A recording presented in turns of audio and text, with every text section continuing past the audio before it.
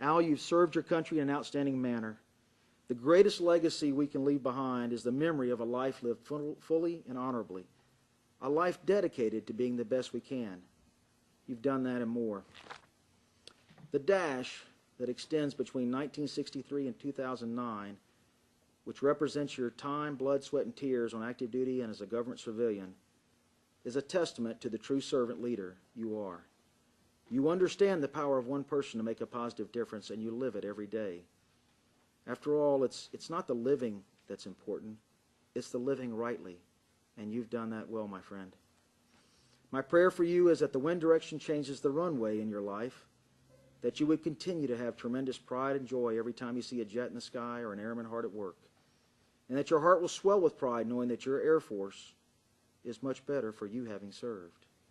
I salute you for your past service and for what your new flight path brings. Carry on, our good and faithful servant. You've earned this retirement.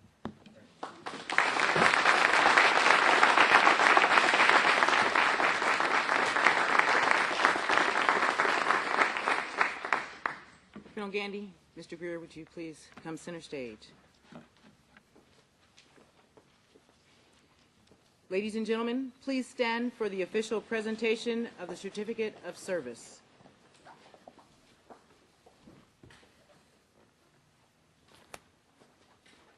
And it reads, Certificate of Service from the United States Air Force. This is to recognize Mr. Alfred Greer for 27 years of faithful and devoted federal civilian service on the occasion of retirement from employment with the United States Air Force, given this 31st day of January 2009.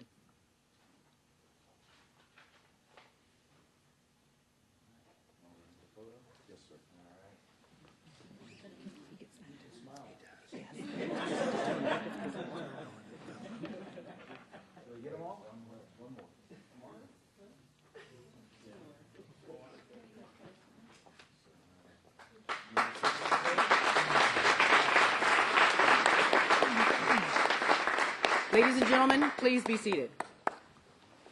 Mr. Greer is also being, sir, not you, the audience. Mr. Greer is being recognized today with the following letter of appreciation from the Air Force Flight Test Center. And it reads, Dear Mr. Greer, I am pleased and honored to congratulate you on the occasion of your retirement from federal civilian service.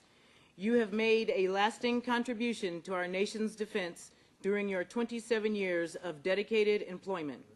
You can be extremely proud of your many valuable contributions. Your knowledge and skills as a community readiness consultant at the Airmen and Family Readiness Center helped thousands of Air Force families over the years. Your efforts assisted with the congressionally mandated relocation assistance program, several local job, health, and volunteer fairs, spouse welcome briefs, and especially the Desert Warrior Orientation Program. Your hard work has not gone unnoticed. Your service to this great nation is appreciated. I am proud to have served with you. On behalf of a grateful nation, and especially the men and women of the Air Force Flight Test Center, thank you for your devoted service to America. Anita joins me in wishing you a happy and successful future. Sincerely, Major General David J. Eichhorn.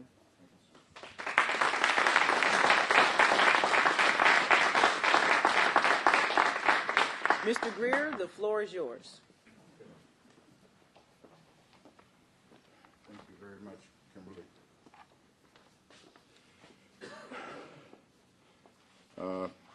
You all will find out soon enough one of two things you will receive when you get my age is a pair of glasses and a colonoscopy.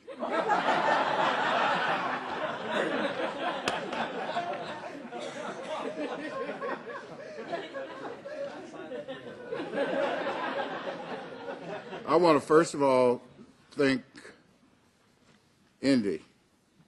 I mean, the first time when he came to the base and we had gone through what we went through with the general, colonel, the death, and he got up there and did his thing. we just had that contact, and I knew from that point that we were going to have a good relationship, and we do. And I hope that that continues forever. I'd like to, first of all, welcome General and Mrs. Eichhorn. I would also like to welcome Mrs. Reeves Flores, Colonel Reeves Flores. You almost, when you stay out of the military for any length of time, you forget some of the lingo that you should use. Colonel Janet Taylor, 95th Med Group. Colonel Del Riggs, 95th Mission Support Group. Both the chiefs from the 95th and the 412th. My fellow co-workers, great bunch of folks. I can't say enough about you guys, as well as my co-workers off base in the California City Hall. I see Mr. Edmonton, Commissioner or Councilman Edmonton, and City Manager Langford. Great to see you. Also, everybody must have a wingman, both on base, on duty, and off duty. My wingmen are my family. And I see a lot of them out in the audience. My wingmen also are my coworkers, but primarily my family. My mom is not here any longer, but I know she's somewhere in this room looking down on me. My two brothers as well. I also have many siblings in the room here today, and I'm glad to see you. It means a lot for you to be here. And we have a lot that aren't here. We have a large family. I'm the oldest of 13. I also would like to welcome, excuse me. I have numerous nieces and nephews in the room here today. You might hear a couple of them in the back. Ravana, my sister-in-law, one of the best sister-in-laws, and Donna. You can't get any better. Donna's Ravana's mother. She's also here. My new business partners, Jack and Armin. Hey guys, we're gonna make $1 million, man. Again, my co-workers, I will miss you very, very much.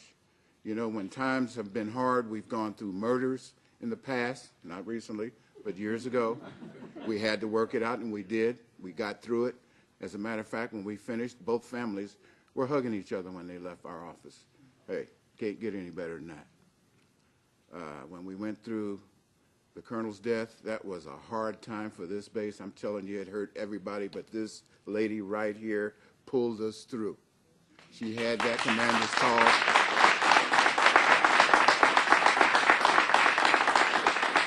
Colonel Wharton got up there, and she pulled us through, and it just, I get chills right today. I was going through my closet this morning trying to figure out what I was going to wear, and I have one of the colonel's uniforms in my closet, and I touched it.